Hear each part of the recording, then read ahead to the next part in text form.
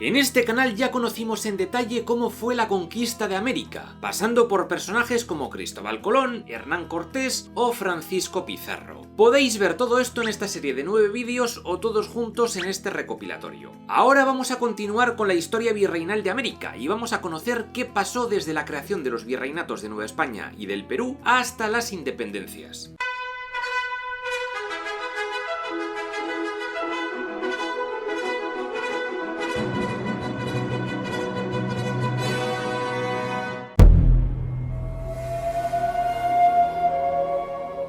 En este capítulo no vamos a avanzar en la historia, sino que me voy a centrar en explicar algo fundamental, que es el funcionamiento de los virreinatos. Empecemos con la organización político-administrativa. Dentro de esta jerarquía, el rey tenía la autoridad suprema y tomaba todas las decisiones concernientes al gobierno de América. Primero fueron los reyes católicos, y luego llegaron los Austrias, o los Habsburgo, el emperador Carlos, Felipe II, bla bla bla, hasta el año 1700, cuando estos Austrias son sustituidos por los Borbones, quienes marcaron el último siglo de los virreinatos. Lo iremos viendo. Este rey tenía un consejo dedicado específicamente a tratar temas relacionados con los virreinatos, y ese fue el Consejo de Indias. Fue creado en 1524 y su primer presidente fue el obispo García de Loaísa, elegido por el rey, ya que era su confesor y persona de muy alta confianza. Luego había un secretario, un fiscal, un abogado, un gran canciller, cargos diferentes que fueron variando con el tiempo y que se dedicaban a la buena gobernación del Nuevo Mundo. Sus miembros se dedicaban a elaborar leyes y también actuaban como tribunal de apelación cuando había movidas entre altos funcionarios en los virreinatos.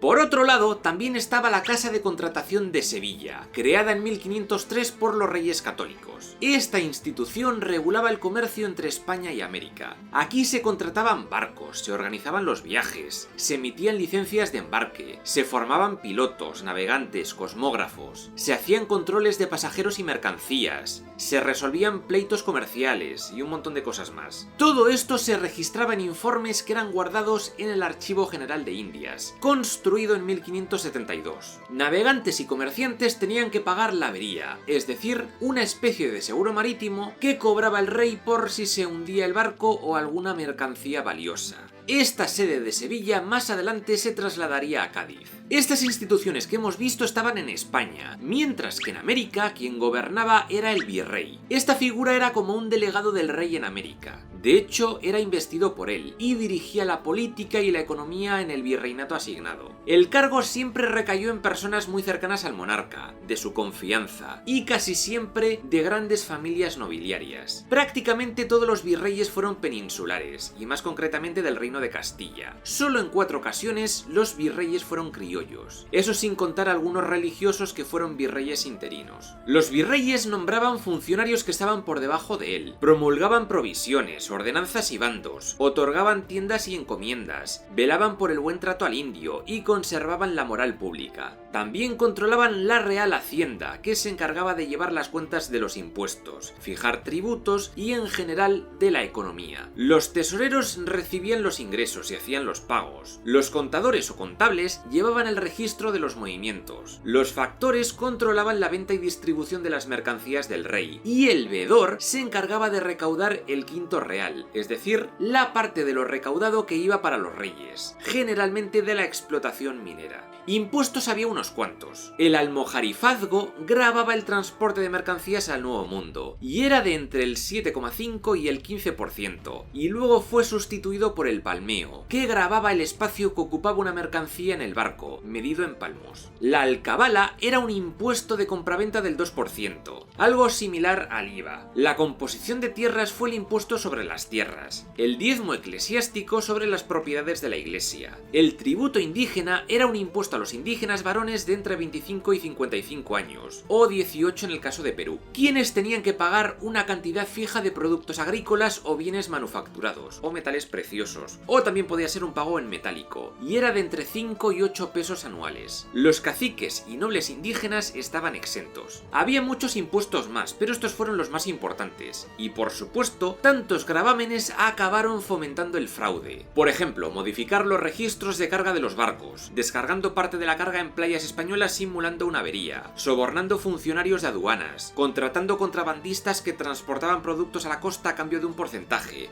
En fin, muy picaresco todo. La Real Hacienda distribuía todo el dinerito entre las 48 cajas que existían en América, donde se custodiaba para que los funcionarios pagasen a quien tuviesen que pagar. Estas cajas eran protegidas con 3 llaves, una por oficial, y para abrirla tenían que estar todos presentes. Por otro lado, las comunidades indígenas tenían su propia caja, y parte de la recaudación iba para ellas, y eran administradas por un cacique de confianza o por algún funcionario. Hacia 1600 se crearon tribunales de cuentas, para velar por el correcto funcionamiento del sistema, y vigilar que nadie se quedase unas moneditas. Por lo general, los virreyes eran elegidos cada 3 o cada 6 años, aunque su mandato podía ser prorrogado por el rey. Y muchas veces, el virrey de Nueva España acababa como virrey del Perú, que era algo visto como un ascenso, ya que el Perú era más rico. Y cuando terminaba su cargo, todos los funcionarios, virrey incluido, tenían que pasar por un juicio de residencia. Esto era un procedimiento judicial que revisaba todas sus actuaciones y se dirimía si había gobernado bien o mal. El juez era, por lo general, la persona que venía a sustituirle. Las sanciones por el mal gobierno podían ir desde pagar una multa, no volver a tener un cargo público y hasta ir a la cárcel unos cuantos añitos. Y es que el rey tenía una figura en la corte virreinal conocida como el veedor, un inspector que velaba para que el rey y otros cargos cumplieran las órdenes que el rey les daba desde España, y si cometían abusos y demás. Y como ya dije, controlaba que llegase al quinto real. Aparte del virrey estaban las audiencias, que eran tribunales civiles que tenían el poder judicial. Estaban formadas por un presidente y diversos jueces, conocidos como oidores. Aparte de fiscales, alguaciles, intérpretes, protectores de indios, estos últimos actuaban como una especie de abogado de oficio para nativos pobres que quisieran querellarse contra su encomendero, contra algún funcionario o contra cualquier persona en general. ¡Caso cerrado! Muchas veces el propio virrey era nombrado presidente de una real audiencia, o también gobernador de la zona donde gobernaba, o capitán general, que le daba control de las tropas. De todas formas, el virrey no tenía voto en la audiencia, pero sí podía ratificar las sentencias. También sus jurisdicciones podían coincidir con las divisiones político-administrativas o no. Son dos cosas completamente diferentes. La primera real audiencia fue la de Santo Domingo, y luego se crearon la de México, la de Panamá, la de Lima, la de Guatemala, la de Nueva Galicia, la de Santa Fe de Bogotá, Charcas, Quito, Concepción y la de Manila. Y más tarde ya se crearon las de Chile, Buenos Aires, Caracas, Cuzco y La Habana. Estas se dividían en 3 tipos: las audiencias virreinales, presididas por el mismo virrey como México y Lima, las pretoriales, regidas por un gobernador, y las subordinadas, cuyo presidente no tenía ningún alto cargo. Por debajo del virrey también estaban los gobernadores territoriales, que administraban las diferentes provincias o subdivisiones políticas de los virreinatos, las cuales, como ya dije, podían coincidir o no con la jurisdicción de las reales audiencias. Estos gobernadores podían otorgar encomiendas, atender el desarrollo de obras públicas, fomentar el desarrollo económico de su provincia y un montón de cosas más. Finalmente, cada gobernación era subdividida en pequeños municipios o villas, cuyo centro de poder era el cabildo o ayuntamiento, y estaba compuesto por alcaldes. Esto en Nueva España, porque en Perú fueron más habituales los corregidores, pero es algo parecido. Estos se dedicaban a resolver pequeñas disputas o problemas que surgían en su ciudad o pueblo. Tenían que asegurar el abastecimiento de agua y alimentos, y también perseguir a los criminales y delincuentes que alteraban el orden público. Y también tenían que impedir que los encomenderos o caciques indios abusaran de su autoridad sobre la población nativa que tenían bajo su control. Las ordenanzas municipales de los cabildos tenían que ser aprobadas por el virrey, y su cargo duraba un año, desde el 1 de enero. Mucha parte del dinero de América se gastaba en pagar soldados y en construir fortificaciones, que en muchas ocasiones eran destruidas por los nativos no conquistados o por los piratas ingleses o neerlandeses. Dentro del Consejo de Indias existía la Junta de Guerra, que se dedicó a administrar la financiación militar. Las zonas más calientes eran las que aún estaban por conquistar, las zonas fronterizas, que fueron conocidas como capitanías generales, y cuyo máximo líder era un capitán general, que actuaba como gobernador. Bajo él estaban los tenientes generales, los capitanes y los alcaldes de fortaleza. Prácticamente no existieron ejércitos regulares en América, y en caso de guerra eran los encomenderos quienes tenían que presentarse a filas para ser soldados, aunque esto iría variando cambiando con el tiempo, obviamente. Aparte de que la gran mayoría de los ejércitos españoles estaba compuesto por nativos aliados que gozaban de privilegios, siendo los más conocidos los guerreros tlaxcaltecas, quienes acabarían luchando contra samuráis en el Pacífico. Esto ya os lo contaré más adelante. En el Perú fueron famosos los cañaris, quienes se convirtieron en el brazo armado de la justicia en zonas como Cuzco, siendo los servidores del corregidor, custodiando la sala del cabildo en sesión, la armería de la fortaleza y acompañando en las rondas nocturnas a los alguaciles, entre otras funciones. En el mar se creó una armada para proteger el tránsito de galeones por el Atlántico y por el Pacífico. La armada de Barlovento actuaba en el Caribe y la armada del sur en la costa pacífica.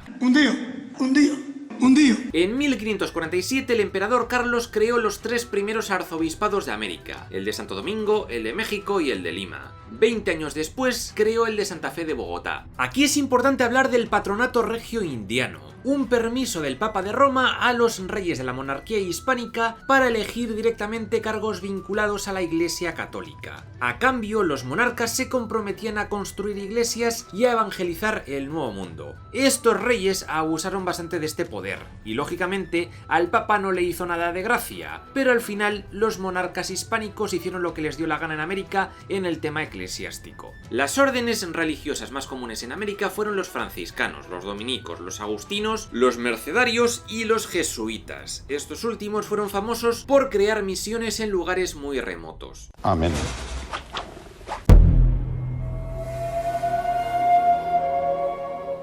Ahora toca hablar de la organización social de los virreinatos. Como ya conté, podemos dividir a la población en peninsulares, blancos europeos venidos de España, llamados por los locales como gachupines o chapetones, en criollos, hijos de españoles pero nacidos en América, nativos americanos o amerindios, mestizos, hijos de españoles con nativas, negros africanos, mulatos, hijos entre blancos y negros, y zambos, hijos entre nativos y negros. Los blancos peninsulares que llegaron a América eran nobles de segunda o gente más o menos pobre, sin posibilidades de una vida mejor en España. Vieron en América una oportunidad de conseguir revertir su situación. Sin embargo, no todos tuvieron acceso a las tierras recién conquistadas. La encomienda fue un privilegio otorgado solo a una minoría, los beneméritos. Sin embargo, con la emigración de nuevos españoles y los matrimonios con los hijos de estos, se fue creando una oligarquía que pronto accedió al control de alcaldías y puestos de importancia. Y esos fueron los criollos. La gran mayoría provenía sobre todo de Andalucía o Extremadura.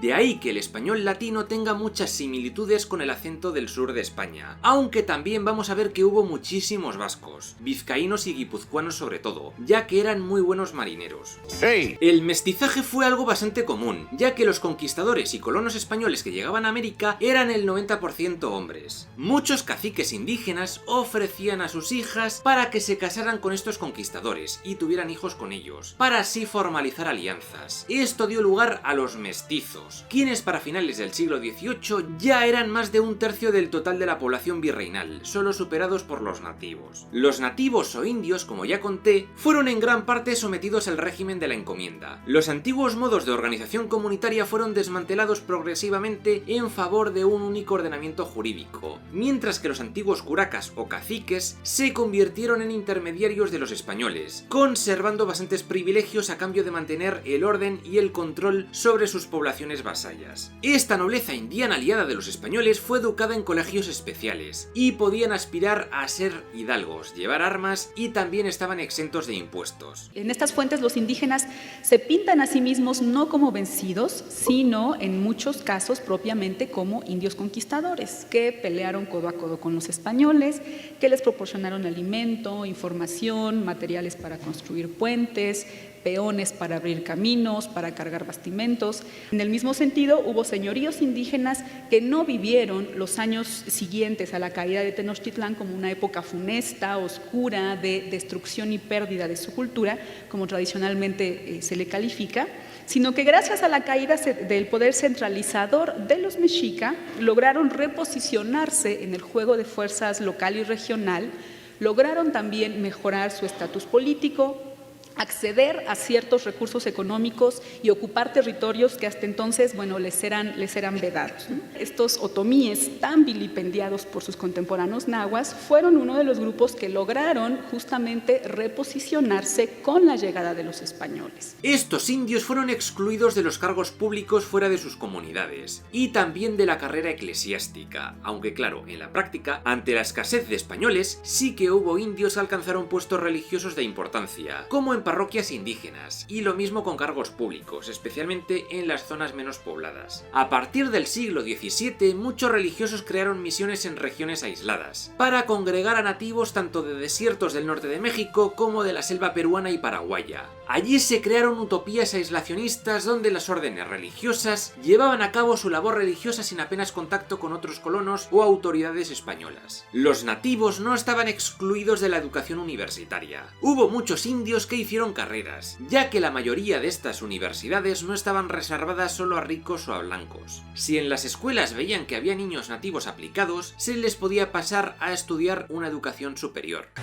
También esta nobleza indígena era educada en escuelas especiales, donde se les enseñaba el trivium y el quadrivium, es decir, gramática, dialéctica, retórica, aritmética, geometría, astronomía, música. También se les educaba en los clásicos de la literatura, e incluso en cosas de su propia cultura, y hablaban sin problemas en lenguas propias como el quechua y el náhuatl. En resumen, que esta gente contó con una educación equiparable a la de un noble español. Finalmente tendríamos a los esclavos negros. Estos fueron comprados por los portugueses a los reinos subsaharianos y revendidos a España, quienes los enviaban en barco a los lugares donde el declive poblacional había sido mayor, como las Antillas, y también a las costas de Venezuela. En Venezuela la gran mayoría de africanos fueron puestos a trabajar en las minas, pero en Cuba destacaron como trabajadores en las haciendas, sobre todo en las plantaciones de caña de azúcar. En muchos casos vivían en barracones en condiciones precarias y obtenían alimentos a través de los conucos, pequeños huertos para ellos. Para estos esclavos existía la manumisión, es decir, que podían comprar su libertad pagando una cuantía a su dueño. En otros casos era el mismo dueño quien los liberaba pasado un tiempo, ya que según la ley la esclavitud no duraba toda la vida, pero muchas veces el hacendado trataba de retener a los esclavos por más tiempo, algo que era perseguido. Hubo también casos en los que los esclavos denunciaban a las autoridades malos tratos por parte de sus dueños, y como pena, estos eran obligados a liberarles. Otra forma de acabar libres era sirviendo de forma temporal entre los ejércitos de los conquistadores. Ya conté que hubo algunos contingentes famosos compuestos solo por personas africanas, los llamados batallones de morenos. Algunos de estos soldados llegaron a tener bastante riqueza. Por ejemplo, Juan Garrido ayudó a Cortés en la conquista de México, y luego obtuvo una rica encomienda con esclavos negros bajo su cargo.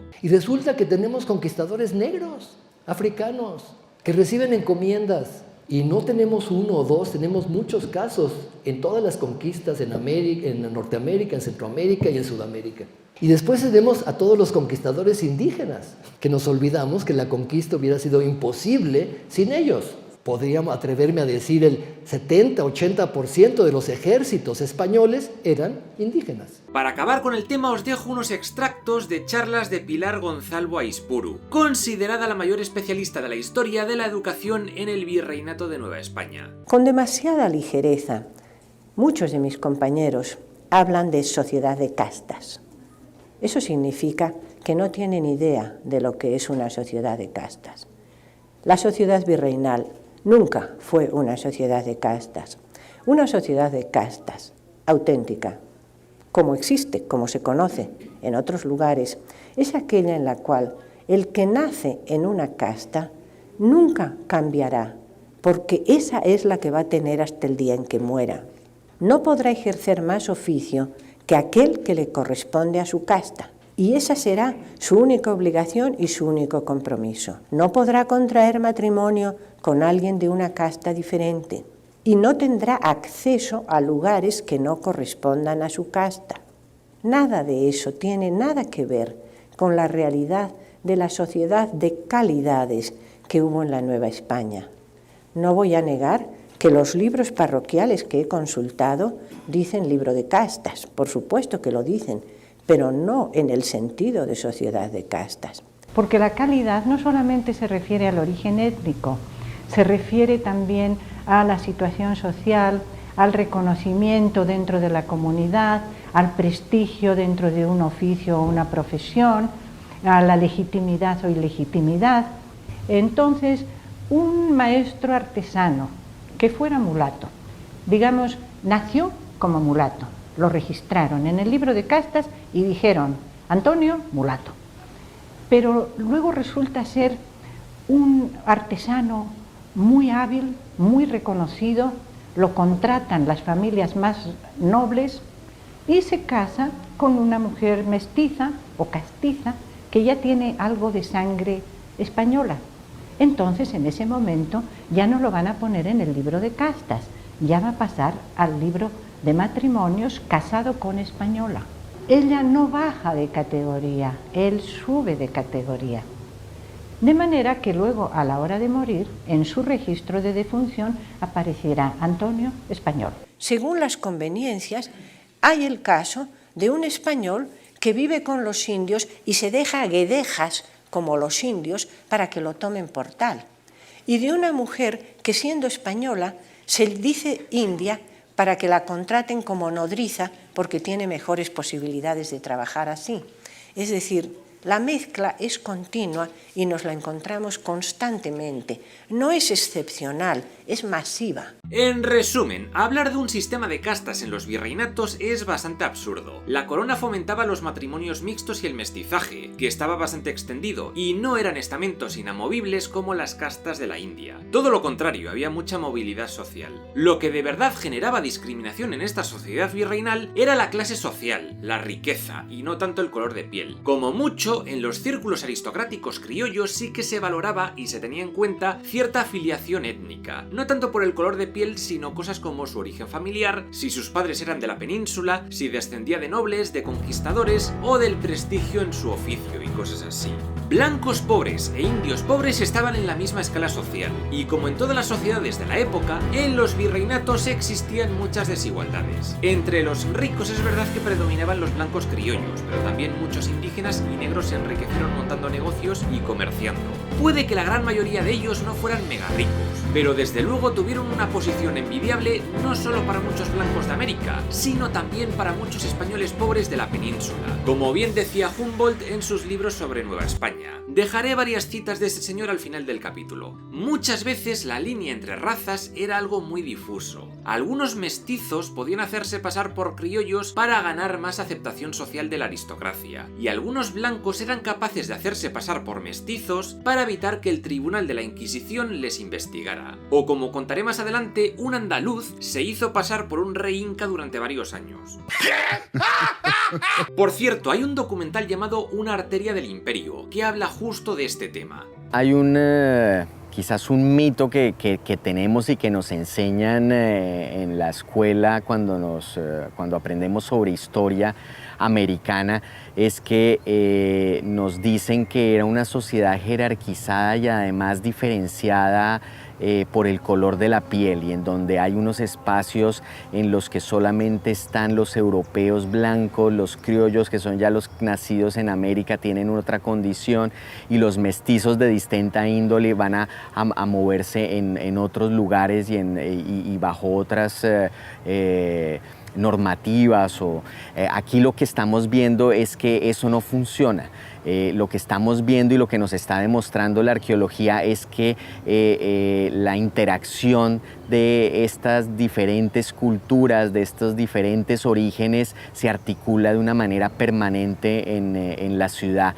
La presencia de mujeres africanas enterradas en el interior del templo nos habla precisamente de cómo las mujeres africanas tenían acceso a una serie de espacios que inicialmente pensábamos eran exclusivos para los europeos. Durante los primeros años de conquista, gracias al régimen de la encomienda, el encomendero pudo someter a los indios bajo su cargo a trabajos forzosos y de forma no retribuida. A partir de más o menos el año 1550, se puso más de moda el régimen de los repartimientos. Esto consistía en el reparto temporal de indígenas entre los españoles que solicitaban trabajadores para alguna tarea concreta, como el trabajo en el campo, en las minas, obras públicas o el servicio doméstico, a cambio de un salario. Con Con las nuevas normativas de la corona, el trabajo en América debía ser libre y remunerado, y el trabajo debía estar limitado a unas horas del día. Eso sí, hubo casos de reclutamientos forzosos, sobre todo para el trabajo en las minas, y especialmente con aquellas tribus sometidas que no se habían rendido a los españoles durante la época de la conquista, los llamados prisioneros de guerra, así como los antropófagos, que eran sometidos a más dureza. De todas formas, este trabajo forzado no era algo nuevo para los nativos, ya que en la época prehispánica pasaba algo parecido con el cuatequil en México y la mita en Perú. Tras varias reformas, en 1632 se suprimieron definitivamente los repartimientos forzados, menos en el trabajo minero. Y también en las zonas más alejadas, con menos presencia española, este sistema duró bastante más. La abolición definitiva del trabajo forzado en América no llegó hasta 1812, poco antes de las independencias, aunque en ese tiempo era bastante residual. El caso es que a partir de mediados del siglo XVI, en ciudades y grandes zonas colonizadas, el repartimiento y el régimen de encomiendas se sustituyó por el régimen de la hacienda. En este régimen, grandes zonas de tierra eran controladas por los hacendados, que vienen a ser como grandes propietarios o terratenientes. Las pequeñas haciendas eran llamadas ranchos en México y chacras en los Andes. Las grandes eran haciendas de labor si eran agrícolas y estancias si eran ganaderas. Estos hacendados contrataban los servicios tanto de nativos como de mestizos o de españoles blancos que quisieran trabajar en sus tierras. Eran asalariados libres por contratación voluntaria, es decir, que trabajaban a cambio de un salario allá donde hubiera trabajo, ya fuera en una hacienda o en otra. Eso sí, lógicamente eso tampoco fue perfecto, ya que también se cometieron abusos hacia los jornaleros, como el peonaje por deudas o la obligación de comprar productos en la tienda de raya, la tienda de la hacienda, con precios más caros de lo normal. También hubo casos de hacendados que sobornaban a caciques de comunidades indígenas para retener indebidamente a trabajadores. En otros casos, los hacendados cedían porciones de sus tierras a los trabajadores a cambio de unas rentas, los llamados guasipungos, y que era parecido a la servidumbre feudal. Por otro lado, la estancia, la hacienda de ganado, apenas requería mano de obra, solo grandes pastos y ya. Su producción estaba orientada a satisfacer la demanda de alimento de núcleos urbanos y centros mineros, es decir, que el consumo era mayormente interno. ¡Me muero! ¡Qué bien! ¡Qué bien! Mientras que las haciendas eran mayormente para el comercio interior, el sistema de plantaciones fue para el exterior. Los productos más importantes de las plantaciones fueron el azúcar, el cacao, el tabaco, el café, el algodón y los colorantes vegetales. Y estas plantaciones fueron localizadas en zonas tropicales y cálidas, como las Antillas, Nueva Granada y América Central. De aquí destaca sobre todo la mano de obra esclava de africanos. En Cuba se habla de una sacarocracia, donde la aristocracia se hizo rica gracias a las plantaciones de azúcar y de tabaco. Y Venezuela destacó por sus plantaciones de cacao, producto que se convertía en chocolate. Junto con estos sistemas también existió el sistema comunitario indígena. Eran pequeñas explotaciones de familias dentro de las comunidades indígenas y estaban orientadas al autoconsumo. La única conexión con el mercado de los españoles era que tenían que pagar un diezmo al gobernador, y también el llamado reparto de mercancías, habitual en el Perú, en el que tenían que entregar una cantidad fija de productos a las autoridades locales, al corregidor de Indio concretamente, para su posterior distribución. Esto contribuyó a la integración de la población indígena rural al mercado colonial, tanto como productora como consumidora. ¡Vamos, niña, a comprar! ¡Vamos! Por supuesto, muchas comunidades indígenas criaron ganado europeo y gallinas para su autoconsumo. También existió el comercio, pero fue más minoritario. Y también existió la mesta trashumante, un poco más habitual sobre todo en la zona andina. Muchos animales venidos de Europa se convirtieron en animales de carga, y entre eso y la mejora de las carreteras y la construcción de carruajes, los indígenas fueron poco a poco abandonando el transporte de mercancías a larga distancia a hombros, uno de los trabajos más duros de los tiempos prehispánicos. Luego había nativos que no participaban en estos sistemas, pues eran maestros de oficios, como carpinteros, herreros, albañiles, sastres, zapateros, veleros, candeleros, tejedores, tintoreros, plateros, pintores, vidrieros, panaderos. Estos tuvieron bastante más libertad y se aculturizaron más rápido al mundo hispano. Aparte, existieron los gremios de muchas de esas profesiones, y dentro de estos las cofradías, y trabajaban en talleres en pueblos o en ciudades. Otros trabajaban desde casa, en lo que se llamó artesanía domiciliaria. En contraposición estaba el obraje, que algunos dicen que fue el antecedente de la fábrica. Se trataba de grandes talleres o telares donde los trabajadores manufacturaban un producto textil. Estos obrajes en general fueron de propiedad comunal bajo la supervisión de los virreyes. Con la conquista de América, muchos nuevos cultivos y alimentos llegaron a Europa. Maíz, patata, cacao, tabaco, pimientos, calabazas, tomates, piña, chirimoya, guayaba, papaya, frijoles, cacahuetes, aguacates, el magüey, de donde sale la bebida alcohólica pulque, la hierba de mate en el Río de la Plata y la vainilla, que revolucionaría la industria pastelera europea. También fue importante la producción de aguardiente y colorantes como el palo Brasil, el palo Campeche, el índigo y la cochinilla. Y luego estarían las plantas que podríamos decir medicinales, como la coca, la quina y la zarzaparrilla. Y de Europa llegarían a América cereales como el trigo, la cebada, la avena o el centeno, así como la vid y el olivo. Leguminosas como las lentejas, garbanzos y habas. Hortalizas como lechugas, acelgas, berzas, coliflores, alcachofas, espinacas, nabos, remolacha y zanahorias. Cítricos como naranjas y limones y frutos como melocotones, cerezas, granadas y el membrillo. Finalmente tendríamos las plantas forrajeras, es decir, para alimentar al ganado, como la alfalfa. Y también otros cultivos como el arroz, el café, los plátanos y la caña de azúcar. Además se introdujeron especies animales como el cerdo, la cabra, las ovejas, las vacas, los caballos, el asno, bueyes y aves de corral como las gallinas. Y finalmente destacaría la introducción de objetos como la rueda, los arados, textiles varios y las armas de fuego, entre otras muchas invenciones. ¡Todos preparados! ¡Fuego a mi señal! Este intercambio alimenticio tuvo consecuencias buenas. Los europeos vivieron la revolución de los carbohidratos y los americanos ganaron una dieta con más proteínas, lo que mejoró la salud en general y la esperanza de vida. Como ya conté, en muchos casos los nativos vivieron separados de los españoles. Es lo que se conoció como la República de Indios. Mientras los españoles creaban las grandes ciudades, los nativos podían seguir viviendo en sus tierras y aldeas, y manteniendo sus tradiciones y usando su lengua, pero obedeciendo a los caciques, que pasaron a ser intermediarios de los españoles, y quienes organizaban los sistemas de trabajo que ya vimos. Llevarse bien con estos líderes indígenas era muy necesario para los españoles, porque sobre todo al principio de la conquista, estos españoles eran muy pocos. La conversión al cristianismo era obligatoria, y en cada república de indios debía haber un sacerdote encargado de la evangelización, y también de la educación, pues los niños indígenas tenían que aprender a leer y escribir castellano, así como de obtener una educación básica. Más tarde se estipuló que todos los conventos en los poblados tenían que tener una escuela, en la cual durante 2 años los niños aprendían gramática española, retórica y latín. Y más tarde los jesuitas crearon escuelas que impartían una educación más compleja y rigurosa. Podríamos destacar el Colegio de San Andrés de Quito, una escuela de arte donde se enseñaba a los indios dibujo, pintura, música y otras artes. O la Escuela de Arte del jesuita italiano Bernardo Vitti, en Lima. Tiene arte,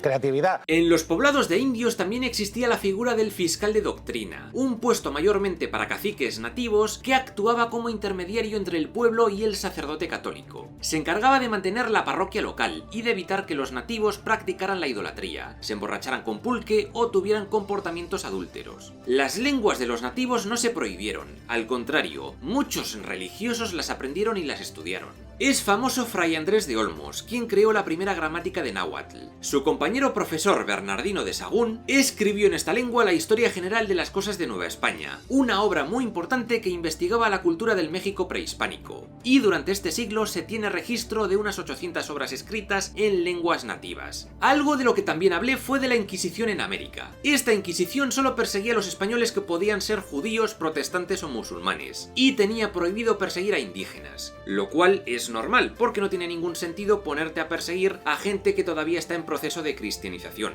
lo cual lleva su tiempo. La cosa es que, tras la expulsión de los judíos de España en 1492, muchos de estos decidieron embarcarse a América para ver si allí no les perseguían. Y estos fueron los llamados criptojudíos. Fue en enero de 1569 cuando se estableció oficialmente la Inquisición en América, pero fue bastante más laxa que la española, y eso que la española ya de por sí era la Inquisición más laxa de Europa. Española, y aún así la que peor fama tiene. Otro día hablaré de este tema. Pero es que es normal que la Inquisición americana funcionase a regulinchi. No había personal suficiente como para abrir muchos procesos a la vez, y solo fue efectiva en grandes ciudades. En estos años destaca Bartolomé de las Casas, un monje español que luchó para denunciar los abusos de los españoles contra los indígenas. Y con todas estas denuncias, el emperador Carlos creó las leyes nuevas en 1542. Su historia ya la conté en detalle en este vídeo dedicado a Bartolomé, que está incluido en el recopilatorio de la conquista de América de 4 horas. También en ese vídeo hice una pequeña introducción a lo que es la famosa leyenda negra, de la que iré haciendo comentarios a lo largo de estos capítulos.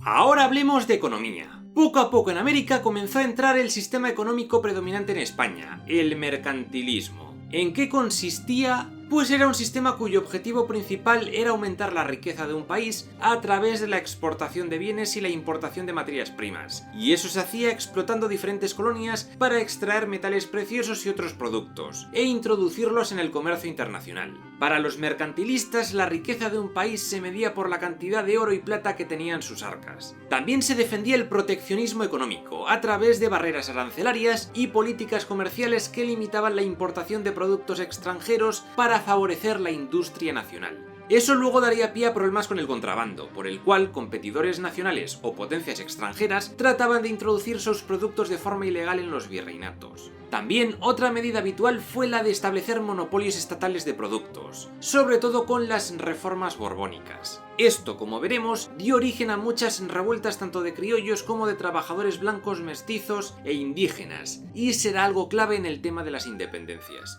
Las minas encontradas en América pasaban automáticamente a ser propiedad del rey, y la corona las cedía a particulares para su explotación a cambio de un porcentaje de la producción, el quinto real, aunque más tarde se redujo a un décimo, el diezmo. De estas minas se extraía sobre todo oro y plata, pero también plomo o cobre, mientras que el hierro se importó casi exclusivamente de España, ya que en América no había mucho. Luego también fue importante el hallazgo de minas de mercurio o azogue, y es que al principio para quitar las impurezas de la plata se usaba la fundición, pero se necesitaba mucho combustible vegetal y dejaba poca plata pura. Eso cambió con el descubrimiento del método de la amalgama, que requería de mercurio y se extraía mucho mejor la plata pura. Esta amalgamación se hizo primero con el método de patios, llamado así porque se hacía en un patio de las haciendas. La piedra se trituraba, se mezclaba con mercurio y otros productos y luego se pisoteaba durante semanas. Y años después se creó el método de Cazos, hacia 1609, llamado así porque este proceso tenía lugar en unos recipientes de cobre poco profundos, y este método requería mucho menos tiempo. También hay que aclarar que la gran mayoría de oro no se obtenía de minas, sino de lavaderos de oro. Toda esta plata y oro extraído se convertían en lingotes o en monedas. Estas monedas se creaban en las cecas, y la pieza más común fue el peso o el real de A8, llamados así porque cada uno de ellos tenía un valor de 8 reales de plata, o 272 maravedíes.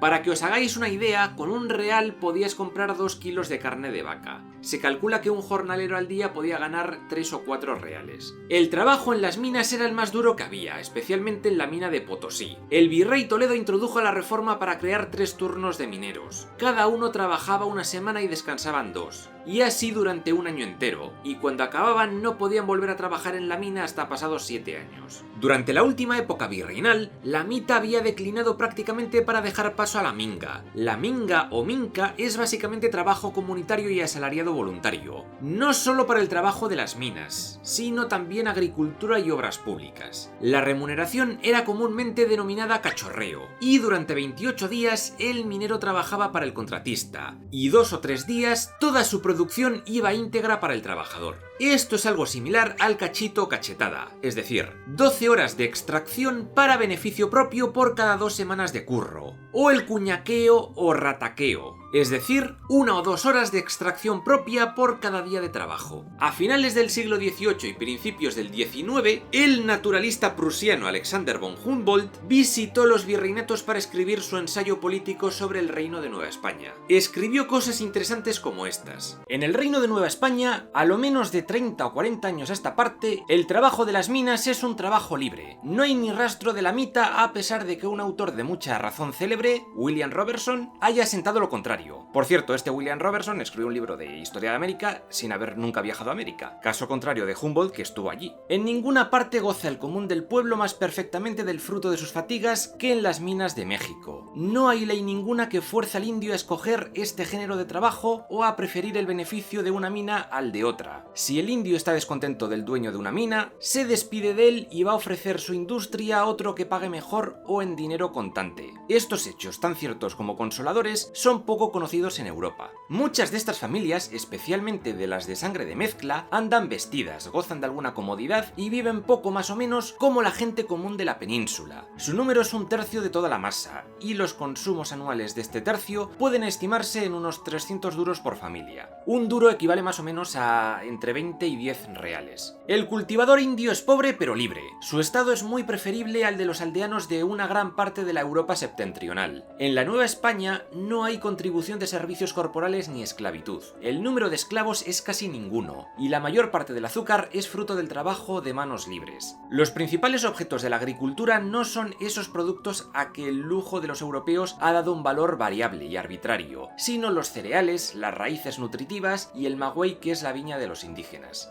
Una cosa importante es saber qué es un asiento. No es un objeto sobre el que poner el culo. Un asiento era un documento contrato que daba a una serie de comerciantes el monopolio sobre un producto o una ruta comercial. Estas licencias eran creadas por la corona y propició la aparición de compañías privilegiadas, pues su negocio estaba protegido por el Estado. Es famoso el asiento de negros, y fue el monopolio que España le dio primero a Portugal y luego a Inglaterra tras el Tratado de Utrecht de 1713, para la venta de esclavos negros en la América hispánica. Luego estaba otra cosa llamada estanco. No es donde compraban tabaco, pero bueno, tiene mucho que ver. El estanco es algo parecido al asiento. Era un monopolio estatal que se dedicaba a la producción, distribución, importación y venta de un producto. Por lo general eran con la sal y el tabaco, incluyendo puros y cigarros. Pero también hubo estancos con los sellos postales, barajas de naipes, pólvora, mercurio, la cerveza o aguardientes y licores. Luego los sitios donde se vendían algunos de estos productos eran llamados estancos, algo que ha perdurado hasta la actualidad. Finalmente nos encontramos con las compañías privilegiadas de comercio. Estas eran empresas privadas con sus flotas propias, pero creadas por la monarquía para controlar el comercio con regiones insuficientemente abastecidas y para combatir el contrabando, algo que perjudicaba tanto a ellas como a la corona. A cambio, estas compañías disfrutaban de ciertos privilegios comerciales como la exclusividad de comerciar con ciertos productos o la exención de impuestos. Esto permitió a las emergentes burguesías periféricas de España el acceso más directo a los beneficios del monopolio, como es el caso de Vizcaya, Galicia y Cataluña. La primera compañía creada fue la Compañía Guipuzcoana de Caracas, de 1728, con sede en San Sebastián y monopolio en Venezuela. La gallega actuó en la zona de Campeche, con el monopolio del palo Campeche, un producto tintóreo. Otras fueron las de San Cristóbal de La Habana, para comerciar con Cuba, la de San Fernando de Sevilla y la de Barcelona, que comerciaba con algunas islas en las Antillas. Finalmente estaría la Compañía de Filipinas, creada en 1785.